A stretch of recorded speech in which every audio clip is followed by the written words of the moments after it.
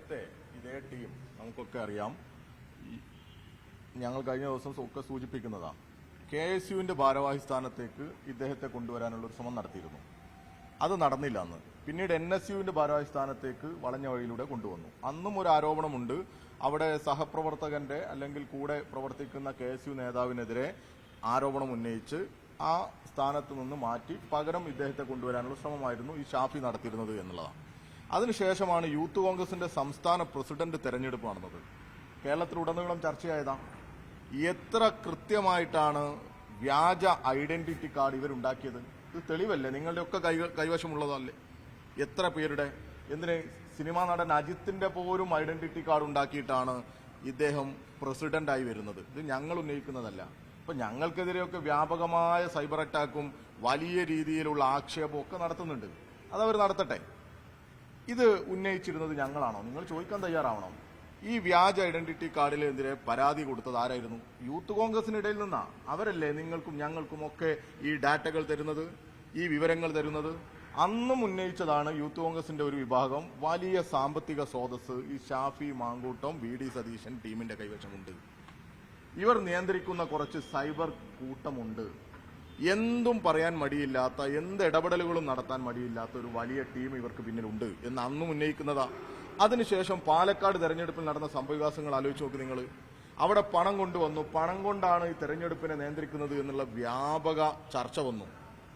നമ്മൾ ആ ഹോട്ടലിൽ നിന്ന് ഒരു പെട്ടിയുമായി ബന്ധപ്പെട്ട് ഇവരെ പിടിക്കുകയും അതിന്റെ വാർത്തയുണ്ടാവുകയും ചെയ്തു. നിങ്ങൾ ഒന്നുകൂടി, നമ്മൾ സാധാരണ സിനിമയൊക്കെ ഒന്നുകൂടി നിങ്ങൾ കണ്ടു നോക്കൂ എന്ന് പറയുന്നത് പോലെ അന്നത്തെ നിങ്ങളുടെ കൈവശമുള്ള വീഡിയോ ക്ലിപ്പുകളൊക്കെ ഒന്നുകൂടി നിങ്ങൾ പുറകോട്ടേക്ക് ഓടിച്ചു നോക്കിയാൽ നിങ്ങൾക്ക് മനസ്സിലാകും അന്നും ഇവർ നടത്തിയത് കൃത്യമായ തട്ടിപ്പാണ്, ജനങ്ങളെ പറ്റിച്ചതാണ്. എന്നിട്ട് വന്ന് പറഞ്ഞതെന്താ, ഈ പെട്ടി തുറന്ന് എന്റെ ഷർട്ടും മുണ്ടും ഞാൻ ഏത് ധരിക്കണം എന്ന് ഷാഫിക്കെ കാണിക്കണം, അത് കാണിക്കാൻ കൊണ്ടുവന്നതാന്ന് പറഞ്ഞു. ഓർമ്മയില്ലേ നിങ്ങൾക്ക്? അത് കാണിക്കാൻ കൊണ്ടുവന്നത് ആണ് എന്നാണ് ഈ MLA അന്ന് പറഞ്ഞിരുന്നത്. അവിടെ നിന്ന് ഇങ്ങോട്ട് ഓരോന്നെടുത്താലും ഇത് ഒരു വലിയ ഗൂഢസംഘമാണ് എന്ന് നമുക്ക് വ്യക്തമാകും.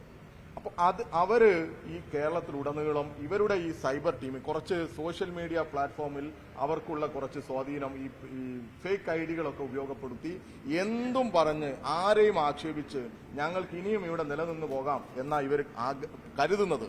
അതിനുവേണ്ടിയുള്ള കണ്ടന്റാണ് ഇവർ ക്രിയേറ്റ് ചെയ്യുന്നത്. ആദ്യഘട്ടത്തിൽ പത്രക്കാരെ കണ്ടു, എത്ര വാശിയോടുകൂടിയാ പറഞ്ഞിരുന്നത്.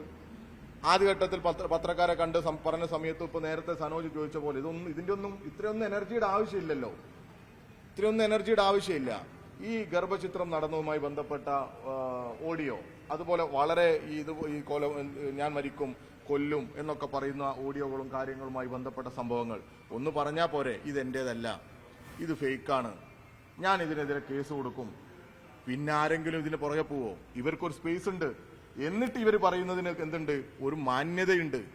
ഒന്നും പറഞ്ഞില്ല. പിന്നെ ഇന്നലെ വന്നിട്ടും പറയുന്നത് എന്താ, വേറൊരു കേസിൽ ഇങ്ങനെ ഒരു സംഭവം ഉണ്ട് എന്നുള്ളത്. അതിൽ രണ്ടഭിപ്രായം ഉണ്ട്, അത് അവിടെ ഇരിക്കട്ടെ. എന്നിട്ടും യഥാർത്ഥ പ്രശ്നങ്ങളിലേക്ക് ഏറ്റവും ഗൗരവമായി സമൂഹം നോക്കിക്കാണുന്ന വിഷയങ്ങൾ എന്തൊക്കെയാണ് എന്ന് അവർക്ക് തന്നെ അറിയാമല്ലോ. അതിനെക്കുറിച്ച് പറയുന്നില്ല. ഇതെന്തിനാ എറിഞ്ഞു കൊടുക്കുന്നത്? ഇങ്ങനത്തെ കുറച്ച് ഡാറ്റകൾ അവർ ഉണ്ടാക്കുകയാണ്, ക്രിയേറ്റ് ചെയ്യാണ്. എന്തിനു വേണ്ടി? ഈ സൈബർ ആക്രമണത്തിന് വേണ്ടി. അതാണ് ഈ ഉമാ തോമസും ചോദിച്ചത്. അത്രയല്ലേ ഉള്ളൂ. എന്താണ് ഇതിന്റെ പിന്നിലുള്ളത് എന്ന് ഈ മൗനം വെടിഞ്ഞ് അങ്ങ് പറഞ്ഞാൽ പോരെ? ഇതില് തെറ്റ് ചെയ്തിട്ടില്ലെങ്കിൽ തെറ്റ് ചെയ്തിട്ടില്ല എന്ന് പറയണ്ടേ?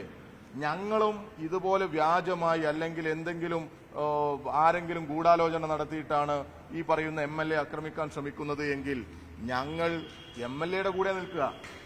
എന്താ സംശയമുള്ളത്? അങ്ങനെ ഒരാളെയും കേരളത്തിൽ അങ്ങനെ വ്യാജമായി വേട്ടയാടാനൊന്നും ഞങ്ങൾ അനുവദിക്കില്ല. കോൺഗ്രസിന്റെ സംസ്കാരമൊന്നും ഞങ്ങൾക്കില്ല.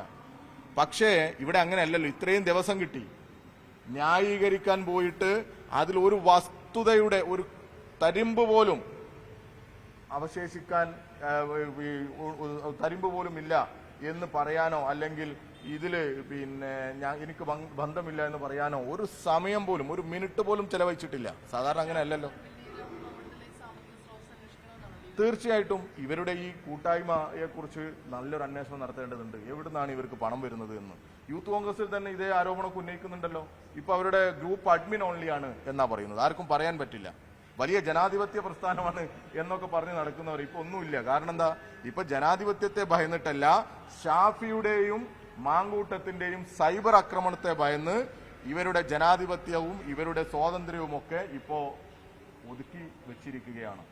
ഈ ഷാഫി പറമ്പിലിന്റെയും മാങ്കൂട്ടത്തിന്റെയും ഒക്കെ ഈ സൈബർ അക്രമങ്ങളെ പേടിച്ചിട്ടാണ് കോൺഗ്രസിലെ നേതൃത്വം പോലും ഇന്ന് പ്രവർത്തിക്കുന്നത് എന്നുള്ളത് ഞങ്ങൾ ആലോചിക്കുന്നുണ്ട്. അതിന്റെ ഒരു പരിശോധന നടത്തിക്കൊണ്ടിരിക്കുന്നു.